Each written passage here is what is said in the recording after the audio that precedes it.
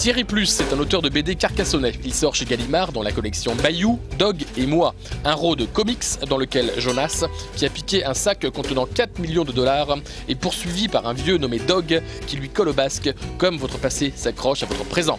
Beaucoup de monde et de questions dans cette pampa déserte et cette Amérique du Sud fantasmée. Le trait est affirmé, râpeux et doux, les couleurs numériques inédites, on est loin de la photocopieuse ou du logiciel de colorisation mal maîtrisé. Bienvenue dans la sueur et la moiteur, mais Dog et moi, c'est aussi Thierry Plus que ça. Il y a certainement de moi là-dedans, du côté un peu de ne pas être satisfait pour diverses raisons, hein, parce qu'on aspire à plus d'aventures, parce qu'on tout simplement, après 10 jours de pluie, on a envie de soleil. Moi j'aime la mer, donc j'ai besoin de mer aussi, donc je pense que tout le monde, n'importe quand, peut avoir des envies de voyage, de partir. C'est un peu un fantasme aussi. Bon, après, les pays chauds, les tropiques, c'est un fantasme intéressant aussi parce que ça crée un décalage forcément entre l'idée qu'on peut avoir un petit peu des vacances, c'est ça, hein, les tropiques c'est les vacances, et ensuite le décalage, c'est la réalité sociale, c'est aussi un climat qui pourquoi pas est dur. Dans mon livre les gens transpirent beaucoup et il fait chaud, un climat tropical c'est parfois pénible.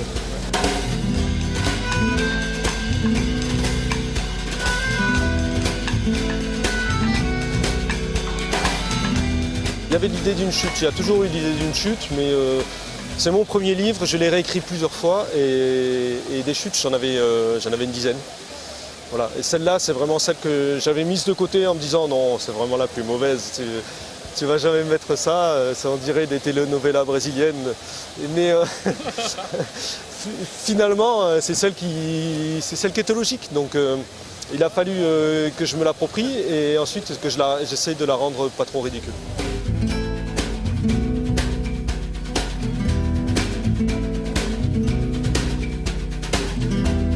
On est un peu nulle part, on est un peu partout, un peu nulle part. En Amérique du Sud, il n'y a pas de. C'est volontaire. J'ai pas ciblé de pays en particulier. Je ne suis jamais allé en Amérique du Sud. Donc j'ai pris mes distances avec la géographie et avec tout aspect documentaire qui voudrait coller à la réalité. Donc ça m'a permis d'aborder des paysages à la fois mexicains, des hauts plateaux plutôt péruviens, une partie de l'Amazonie et de l'océan Pacifique en toute décontraction. Ce serait un univers proche de l'univers du cinéma américain contemporain, plutôt Clint Eastwood, les frères Cohen. Voilà. Je suis graphiste de formation, j'ai une petite passion pour la typographie, donc les grands placards publicitaires, ça m'intéresse. Et puis ça crée du sens en fait. Ce qui est intéressant dans un livre aussi, c'est les arrière-plans. Donc ce qu'on peut voir, les voitures, les panneaux publicitaires, tout ça participe à l'immersion du personnage dans une réalité qui est fictive puisque je l'invente de A à Z. Donc pour donner l'illusion un petit peu d'y être et même pour le lecteur de s'y sentir un peu, c'est des détails qui comptent énormément. Moi je pourrais sortir des petites vignettes et les extraire du livre assez facilement pour en faire des affiches ou des posters.